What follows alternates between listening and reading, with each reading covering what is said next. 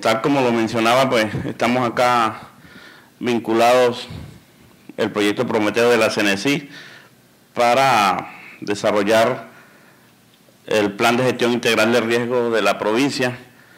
Estoy vinculado a la Universidad Técnica de Manabí y al gobierno provincial de Manabí para hacer esas actividades que contemplan el proyecto. Entonces vamos a desarrollar algunas de las cosas que se están trabajando para poder elaborar ese proyecto. Pues por supuesto la problemática ambiental es un tema fundamental al momento de planificar la gestión del riesgo.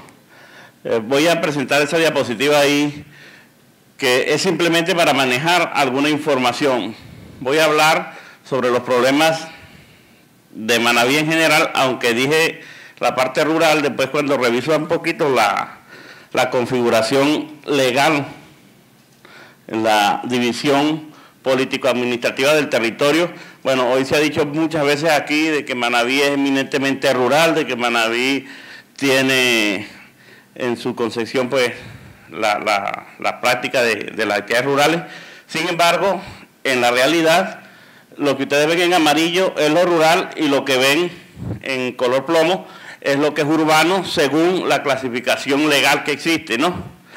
Entonces no es tan rural Manabí desde el punto de vista legal como están establecidas las parroquias, ¿no? El 40% del territorio está definido como urbano. Ahí lo pueden ver. Traje el ejemplo del cantón Bolívar, en donde tiene 3 parroquias, 2 rurales y una urbana. La parroquia Calceta es esta parroquia que estoy señalando acá, que cubre toda esta parte del territorio definida como urbana. Tiene la otra parroquia de Membrillo y la parroquia de Quiroga tiene definición de rural. Simplemente el ejemplo, esta mañana decía la asambleísta que ya es de Calceta y que Calceta era netamente rural, lo decía, no, pues la definición es parroquia urbana, ¿no?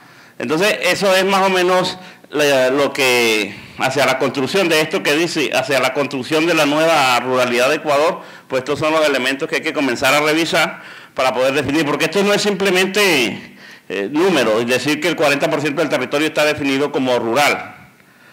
No es simplemente eso, sino que cuáles son las competencias que tienen los distintos gobiernos en los ámbitos territoriales. Entonces, si es rural o es urbano, tienen competencias diferentes, aunque algunas son concurrentes, pero tienen competencias diferentes. Por ejemplo, me decía Edgar esta mañana, en el área de la vialidad, para poder intervenir en este sector, pues el gobierno provincial tendría que llegar a acuerdos con el gobierno cantonal, ¿no es eso?, para poder hacer actividades, porque está definido como una parroquia urbana. Cuando ustedes, bueno, aquí está el embalse de La Esperanza. Yo he caminado por todo esto por aquí. Esto es prácticamente una selva y no hay nada de ruralidad, de urbano, ¿no? Sin embargo, está definido así, ¿ok?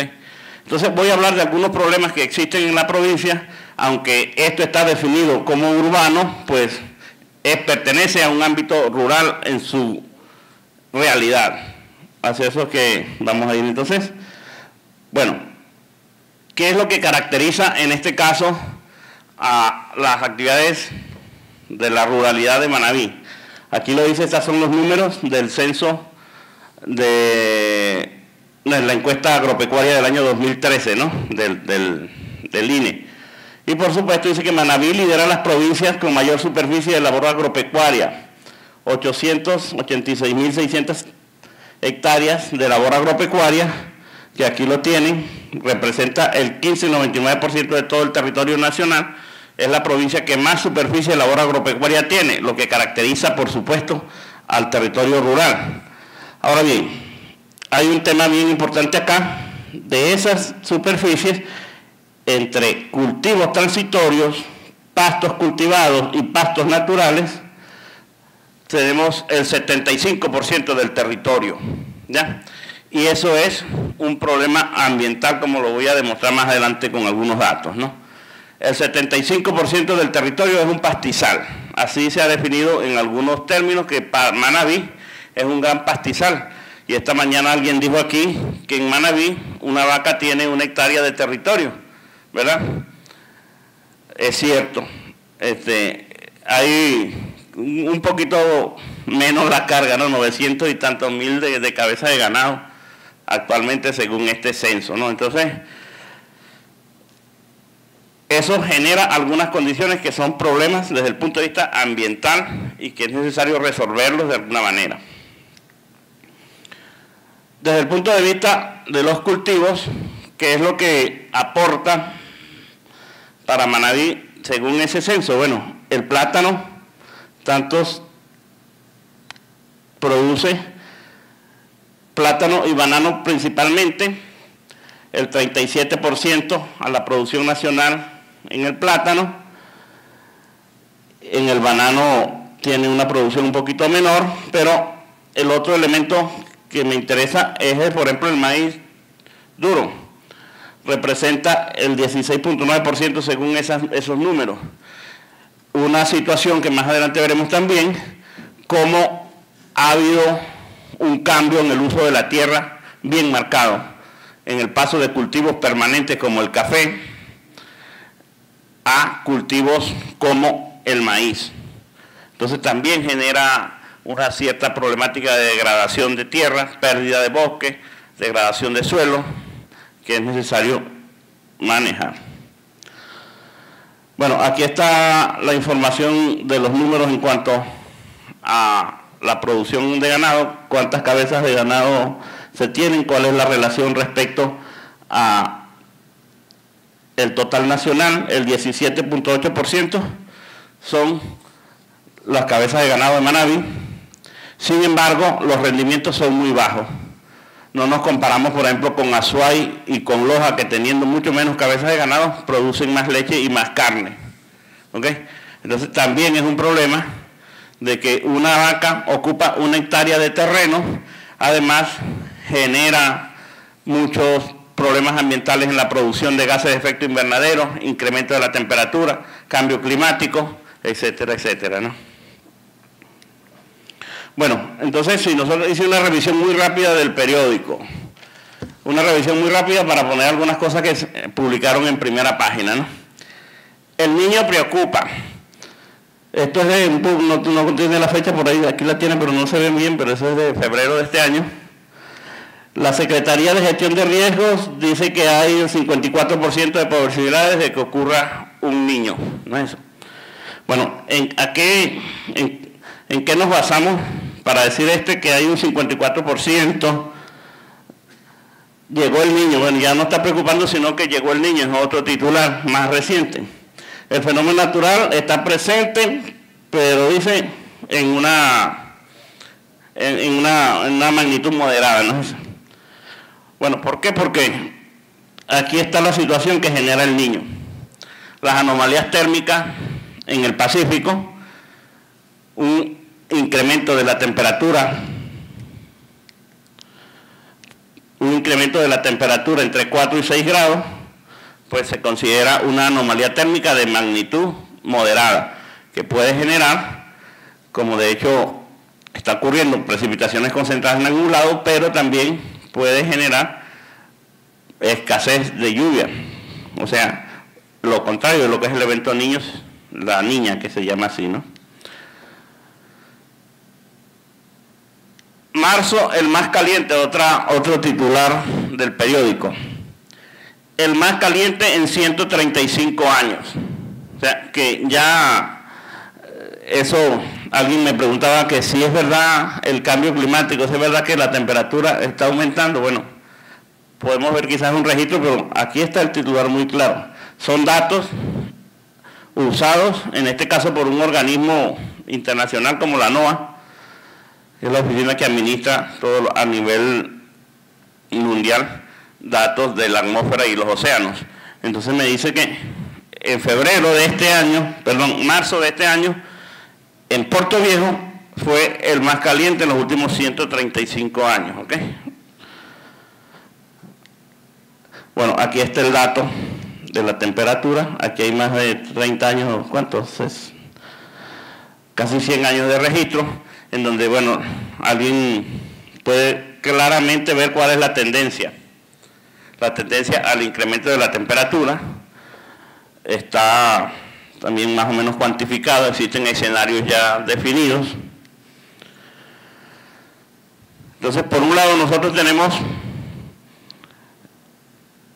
problemas de escasez de agua, se ha mencionado aquí varias veces en el día de hoy, problemas de escasez de agua, pero bueno, aquí también tenemos lluvias, afectan 6 cantones en Manabí, y ustedes ven qué es lo que pasa cuando llueve a un promedio de unos 20 milímetros al día. Ya se inunda Puerto Viejo, se inunda Chone, se inunda Tosagua, se inunda Calceta, o sea, con 20 milímetros de lluvia en el día, ¿no? Entonces, genera problemas la escasez de agua, pero también genera problemas la presencia concentrada del agua, ¿ok?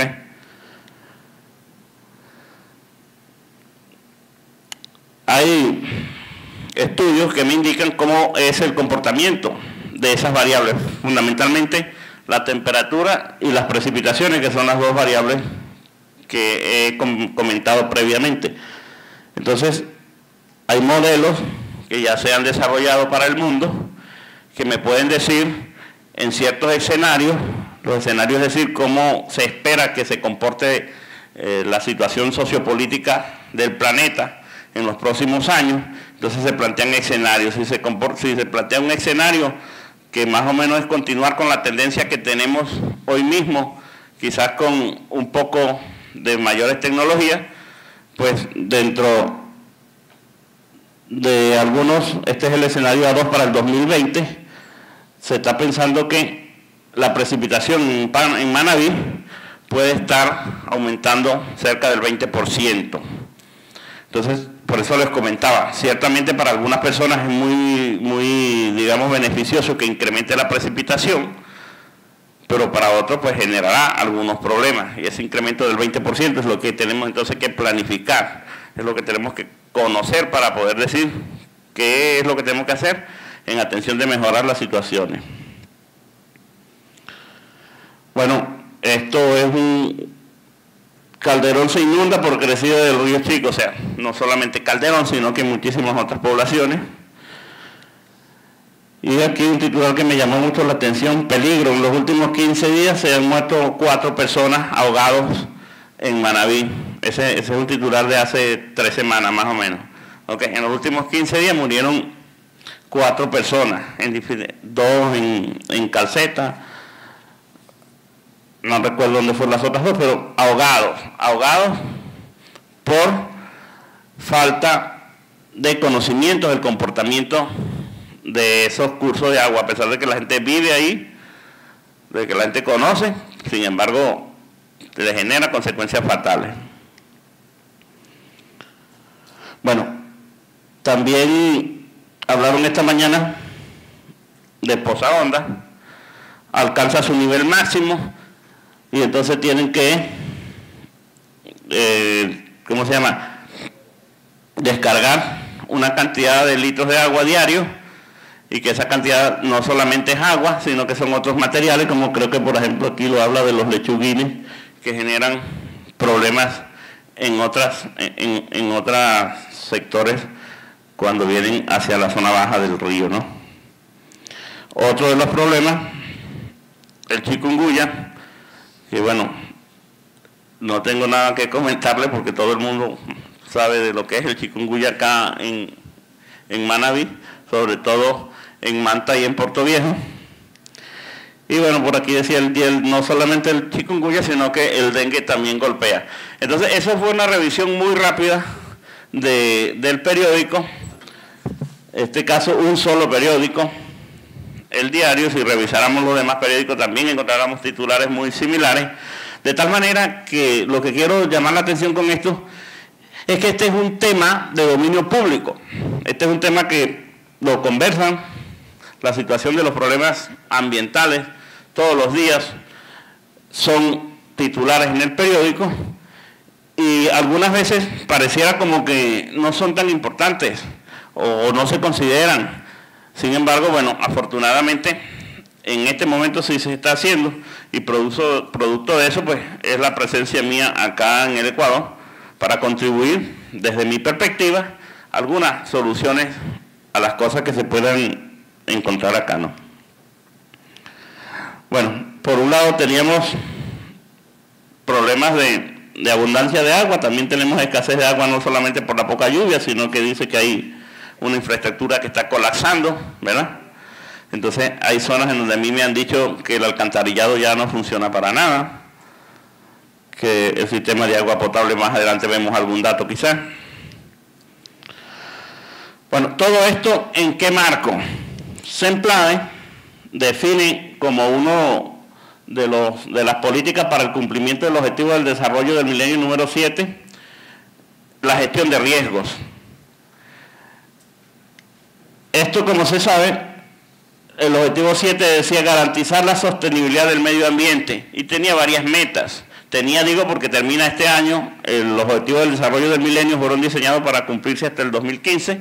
Luego el 2015 se plantean los objetivos de desarrollo sustentable o sostenible y veremos en qué medida se cumplieron o no. Bueno, si nosotros evaluamos la meta 9, que dice incorporar los principios del desarrollo sostenible en las políticas y programas nacionales e invertir la pérdida de recursos del medio ambiente, si nosotros nos centramos en el recurso bosque, vemos que para el mundo las líneas que están en verde son las que lograron invertir realmente la tendencia, pero las que están en rojo no solo que no lograron invertir la tendencia, sino que algunos aumentaron la tendencia de deforestación. Aquí estamos hablando de Sudamérica, 4 millones de hectáreas de bosque al año se están destruyendo, y podemos pensar, bueno, eso a nivel de Sudamérica.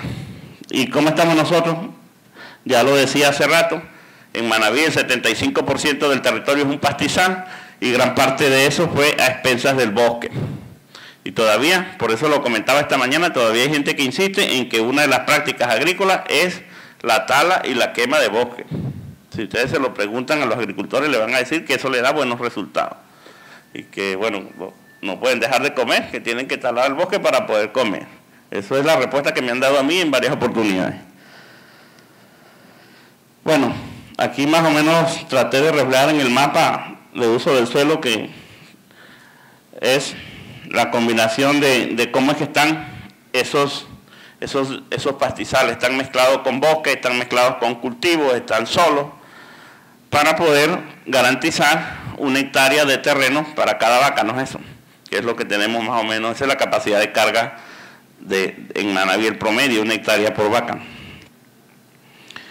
Bueno, esto es un dato de deforestación, lo que ven en amarillo, deforestación hasta el año 2000, del 99 al 2000, y lo que ven en rojo, bueno, no sé si se ve amarillo y rojo, porque eso es el color que tenían aquí el videobin parece que tiene una resolución diferente, pero bueno, ahí están los colores claros. ¿Cómo ha aumentado la deforestación? Aumentó en esta época. Y alguien me decía a mí, bueno, si tú haces la evaluación en este momento, quizás no aumenta significativamente, pero no es porque se hayan hecho, digamos, políticas orientadas, no es porque la gente ha dejado de talar por su propia cuenta, es porque ya no hay que deforestar. Esa es la razón.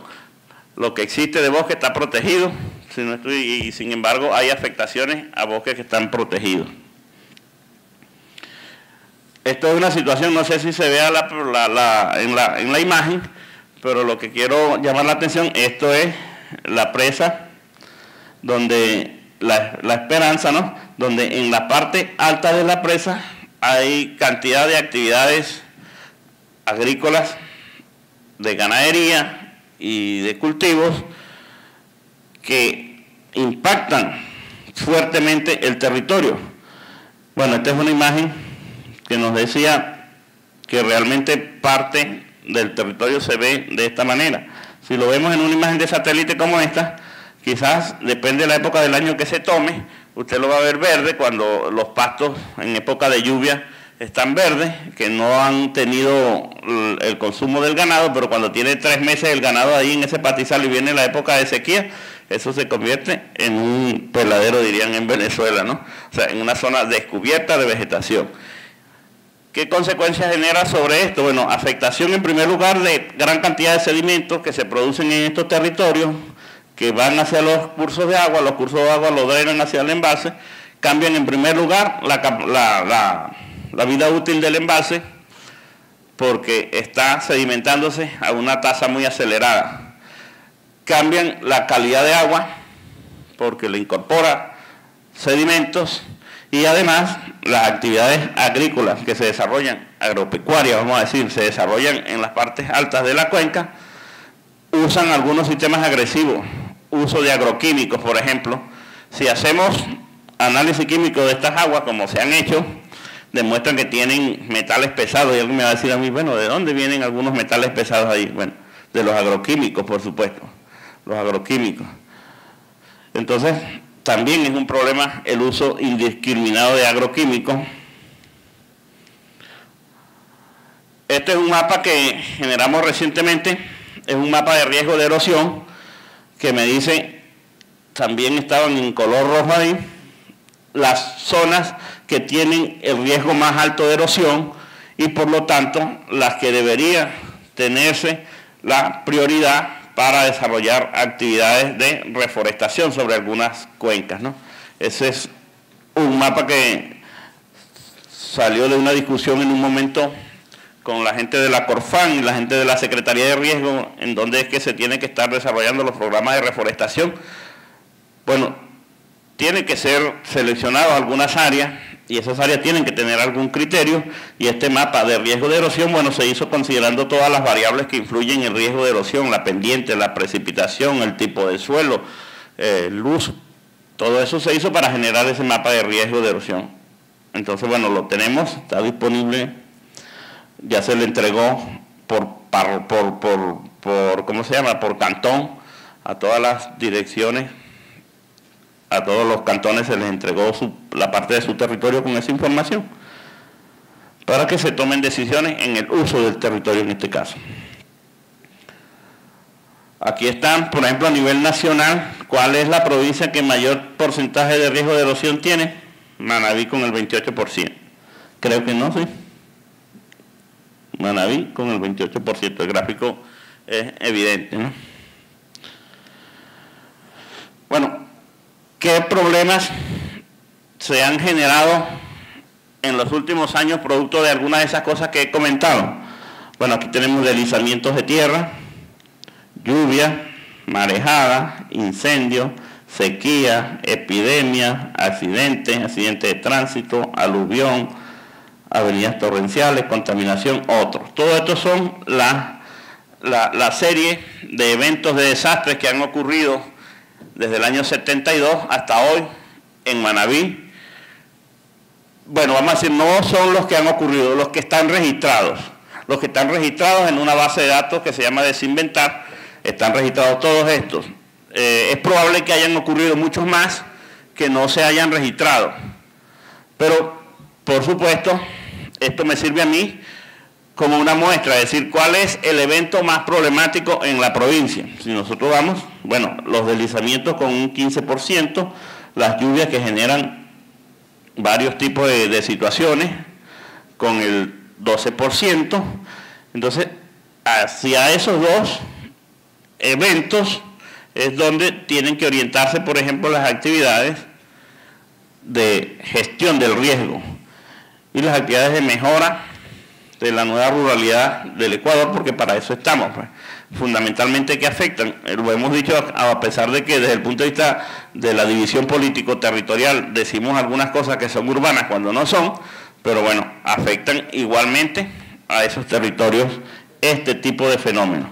¿Por qué? Bueno, porque la población vive en estas condiciones. Esta es una foto reciente que se tomó en la presa La Esperanza, donde ustedes ven tranquilamente cómo es el transporte allí, por varios kilómetros en la presa, en este tipo de embarcaciones, sin ningún tipo de protección, con elementos de alta peligrosidad allí mismo, ¿ok? O sea que la vulnerabilidad es bastante alta. Esto es, caminé por esto porque no sabía de qué se trataba. Yo pensé que era sobre el terreno, la madera estaba puesta allí, las guaduas, para uno no llenarse de barro. Resulta que esto tiene más de 5 metros de profundidad de agua ahí donde está el río, ¿no? Para que ustedes ven, así lo cruzan todos los días los niños, las personas, como yo lo crucé así como está, ¿no? Entonces, ¿qué cosas ocurren con esto? Bueno, aquí tenemos algunos índices que me muestra el censo, también lo mencionaron aquí, de necesidades básicas insatisfechas. cantones como Chone, que tienen más del 80% de la población con necesidades básicas insatisfechas. Hay varios cantones, los que están marcados allí tienen más del 80%. Problemas, por ejemplo, de analfabetismo, el 10% en promedio en Manabí, pero hay cantones que tienen el 20% de analfabetismo. Hay el acceso al agua potable, con poblaciones que tienen un porcentaje muy bajo del acceso al agua potable, el acceso al alcantarillado. Entonces, estos son los indicadores que se requieren mejorar. Esos son parte de los indicadores que tienen que mejorarse. Entonces, quizás cuando se haga el nuevo censo, se tiene que comparar con este censo del 2010 para ver en qué porcentaje mejoraron esos indicadores. Entonces, hacia ahí tienen que estar orientadas las políticas públicas. Es decir, bueno, ¿cómo mejoramos nosotros las necesidades básicas insatisfechas? ¿Cómo mejoramos el acceso al agua potable? ¿Cómo mejoramos el acceso al alcantarillado? ¿Cómo mejoramos el acceso a disminuir el analfabetismo? O sea, son políticas que tienen que ir acompañadas de, digamos, seguimiento, evaluaciones para que tengan un funcionamiento claro.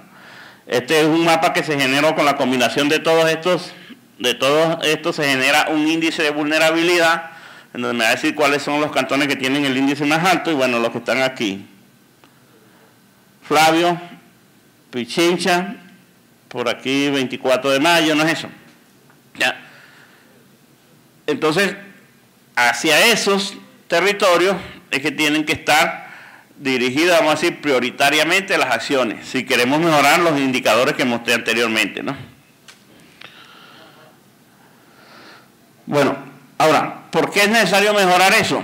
Porque algunos eventos, como mostré en las láminas anteriores, generan afectaciones sobre la actividad y pérdidas económicas.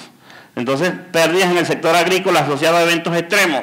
Están los registros aquí, estos son para todo el país. Lamentablemente no tengo el dato disgregado para la provincia, pero se piensa, se cree que son muy superiores a lo que están aquí definidos para el país, por exceso de precipitación, por escasez de precipitación hacia los cultivos y hacia el ganado. Pérdidas en millones de dólares. Cuando nosotros vemos la cifra, por ejemplo, que maneja la CEPAL, encontramos que son elevadísimas. Cifras en millones de dólares las pérdidas. Entonces, con algunas inversiones pudieran minimizarse esas pérdidas. ¿Eso por qué? Porque ya está definido, como les decía, algunos escenarios que a mí me están indicando, por ejemplo, de que el cambio climático no es, digamos, una teoría. El cambio climático ya es algo que está definido, que nosotros hagamos lo que hagamos de aquí en adelante, tenemos comprometido el planeta para que su temperatura aumente por lo menos en 3 grados en los próximos 50 años. Y alguien me puede decir a mí, 3 grados no significa mucho cuando todos los días la temperatura puede variar, pero cuando hablamos de la temperatura promedio, 3 grados es un dato elevadísimo que puede generar alteraciones fundamentales en algunos cultivos. Quizás tengo la lámina por aquí. Bueno, esto es lo que me dice para Manabí el escenario A2. El escenario A2, si lo vieron, está por aquí. Significa el comportamiento en la emisión de gases de efecto invernadero, en este caso de toneladas de carbono emitidas a la atmósfera. Entonces, esto es el escenario A2, el que más se prevé que puede ocurrir.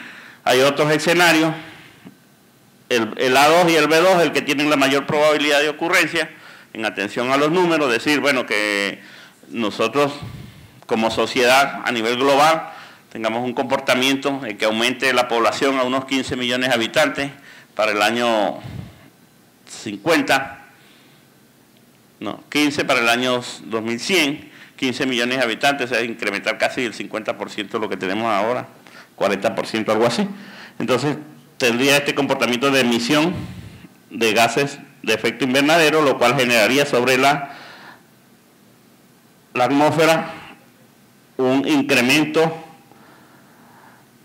por ejemplo, para Manabí, alrededor de, si hablamos del año 2050, uno y tantos grados. Si hablamos del año 2070, 2,5 de grados de la temperatura. Entonces, un incremento en la temperatura media de 2 grados es suficiente para generar pérdidas muy grandes en el punto de vista de los procesos que actualmente se dan. Aquí tienen el dato de la precipitación. Por ejemplo, por aquí estamos en la costa para Manabí. Estos son lo que se proyecta para el año 2020, aumentar en un 20% la temperatura, pero si continúa la tendencia, fíjate que estamos hablando de un 80% de aumento de la precipitación, 74% de aumento de la precipitación. Por eso hacía énfasis al principio de que con precipitaciones de 20 milímetros al día genera problemas en varias ciudades de Manabí. Si aumenta el 74%, imagínense ustedes cómo será la situación. Entonces, esas son planificaciones futuras que tienen que considerarse, y algunos elementos fundamentales, como en este caso el PIB agrícola. ¿Cuáles son los factores, los productos que la componen? Y voy a hacer énfasis, por ejemplo, bueno, en el banano, en el arroz. Manabí es productor de café, de cacao, de frijol y de maíz duro. De banano también no en tanta proyección, pero de los otros productos sí es bastante. Esto es para todo el Ecuador. Pero vamos a ver algunas cosas que pueden pasar, y voy a referirme al maíz duro porque he visto, ya les comentaba sobre el cambio de uso del suelo, en donde el maíz es el que representa el cultivo que ha incrementado más en hectáreas de siembras, ¿no? En producción quizás no tanto, pero sí en hectáreas de siembra. Entonces, si nosotros continuamos con ese escenario A2 que les mencionaba anteriormente, aquí tenemos cómo van a ser las situaciones que se van a presentar en pérdidas relacionadas con la precipitación, en pérdidas relacionadas con la temperatura y en pérdidas globales. O sea, si sumamos lo que se va a incrementar, esto es los costos, el incremento de costos de producción. El incremento de costo de producción, porque tendrían que trabajar más la tierra, tendrían que agregar más tratamiento, tendrían que considerar elementos entonces de incorporación de fertilizantes, ese tipo de cosas. Los costos de producción pueden estar aumentando, en este caso, hasta el 7% en el escenario A2. Aquí es un poquito menor en el escenario B2, pero en fin, estarían minimizando los ingresos per cápita por la siembra de maíz, que es una de las cosas que se produce acá. Aquí está el otro dato para el frijol, por ejemplo, es mucho más dramática la situación. Las pérdidas son mayores, incrementaría los costos. Estos son investigaciones que se han realizado por el panel intergubernamental de cambios climáticos, lo pone a la disposición del público para que veamos esas estadísticas, y tenemos que ir pensando entonces en cómo es que se va a solucionar alguna de esas cosas, ¿no? Entonces, aquí, por ejemplo, ¿qué es lo que estamos haciendo en este momento? Como avances del plan que estamos haciendo, bueno, ¿cuál es el riesgo que tenemos? ¿En dónde está presente? ¿Qué medidas se van a considerar? ¿Quién tiene que hacerlo? ¿Cuándo tiene que hacerlo? ¿Cómo? ¿Y cuál es la necesidad que tiene? Entonces, si vemos este ejemplo, por ejemplo, lo que estamos hablando del incremento de la emisión de gases de efecto invernadero a nivel de toda la provincia por las actividades agrícolas y pecuarias que les comentaba recientemente. ¿Qué tenemos que hacer nosotros para minimizar eso? Bueno, mejoras en las tecnologías de producción de las actividades agropecuarias. Y aquí cuando hablo de mejoras, es por ejemplo hacer un proyecto integral de mejora de la producción de la ganadería. En primer lugar, pues investigar para determinar cuáles serían las razas autóctonas que me generarían con cruces mejores resultados. Nosotros tenemos que hacerlo desde el punto de vista interinstitucional, eso no se puede hacer una sola persona, aquí tienen que involucrarse las universidades, tienen que involucrarse los organismos regionales, pero también nacionales, los ministerios, por ejemplo, ¿ok? Este puede ser a mediano plazo, necesitamos estudios técnicos y fuentes de financiamiento para que eso se pueda cumplir.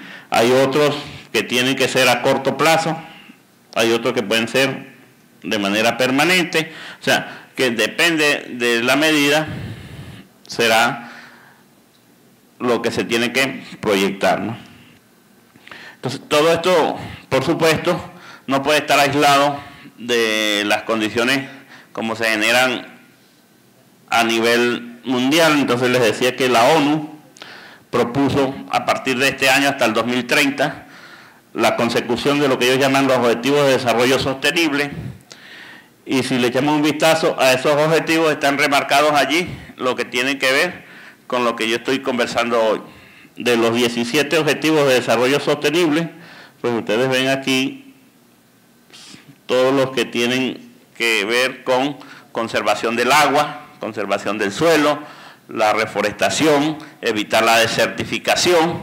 Esos son los objetivos de desarrollo sostenible que está promoviendo la ONU para cumplir desde hoy hasta el año 2030.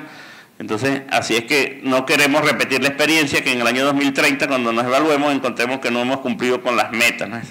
Cada objetivo de estos tiene unos indicadores y tiene unas metas que, así como yo les mostraba la meta 9 del objetivo 7, que decía que tenemos que revertir la tendencia, por ejemplo, en la destrucción del bosque, y no lo hicimos, ¿no?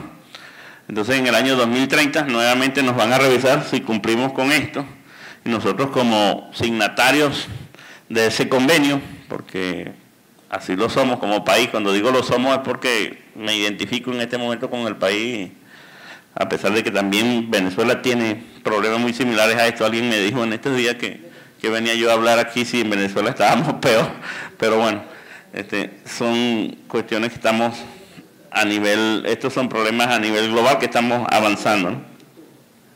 Ahora, ¿cómo se tiene que hacer eso? A través, ya se ha dicho, de la planificación, y uno de ellos son los planes de ordenamiento territorial, que deben construirse de manera participativa con la ciudadanía, impulsando el desarrollo ambientalmente sustentable y lograr el fomento y la consolidación de la infraestructura productiva. Esto es muy fácil escribirlo allí, en un gráfico como este, pero hay que trabajar duro para que eso se logre en la realidad, ¿no?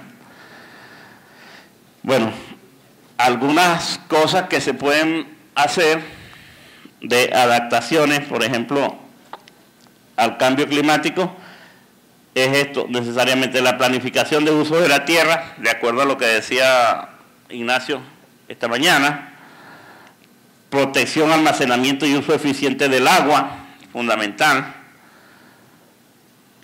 prácticas de conservación de suelo, incremento de la cobertura vegetal de los árboles, arbustos, emplear variedades y razas locales adaptadas.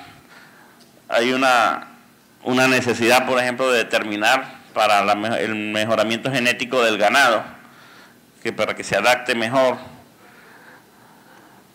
Prácticas agroecológicas, reducir los agroquímicos y el consumo de petróleo.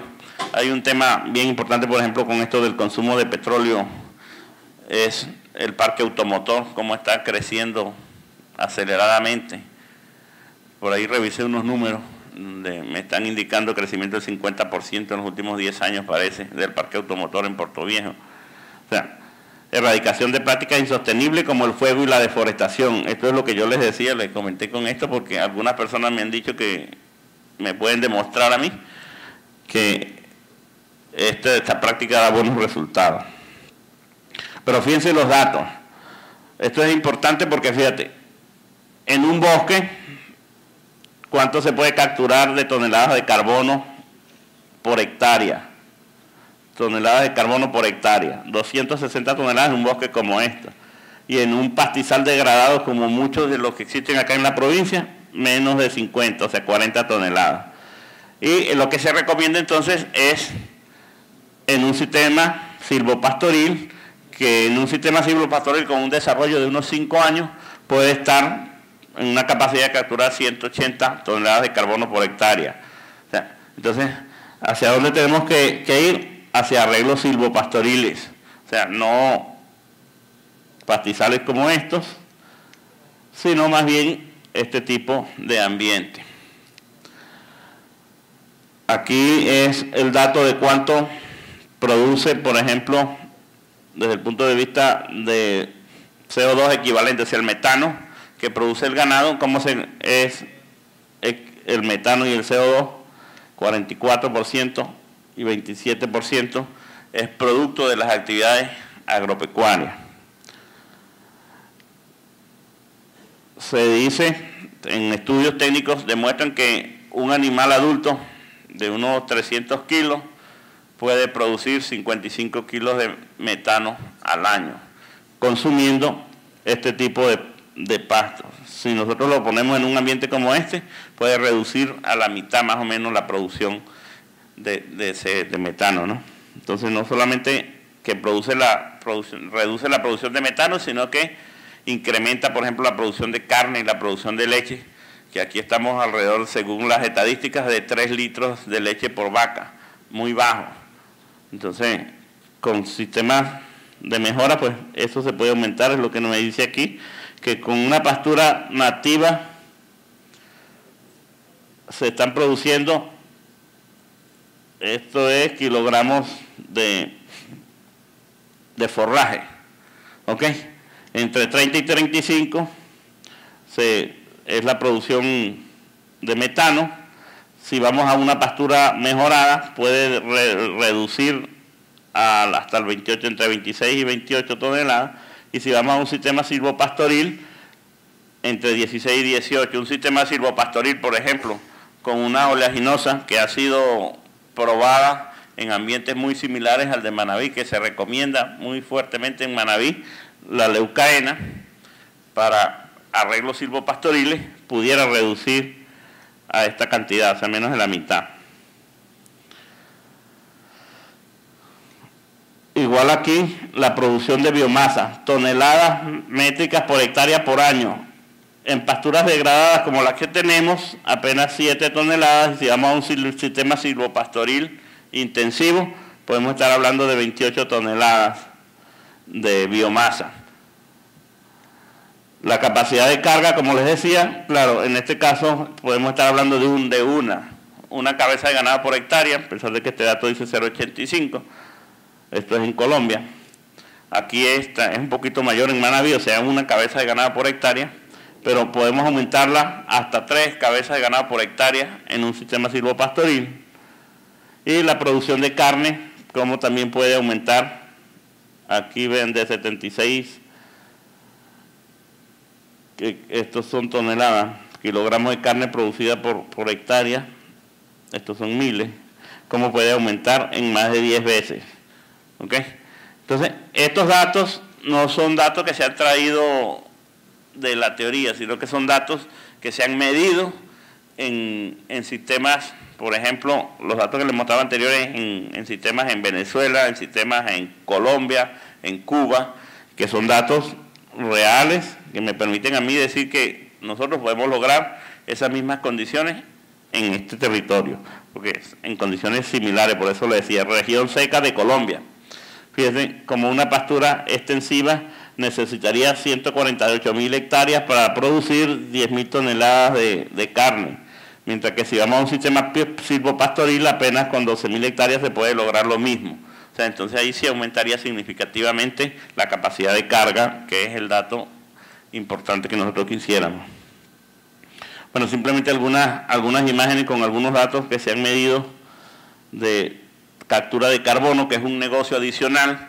Si nosotros pudiéramos, por ejemplo, promocionar, ingresar al mercado de carbono, vendiendo, digamos, servicios ambientales, cuántas toneladas de carbono puede capturar una hectárea de terreno de una determinada plantación.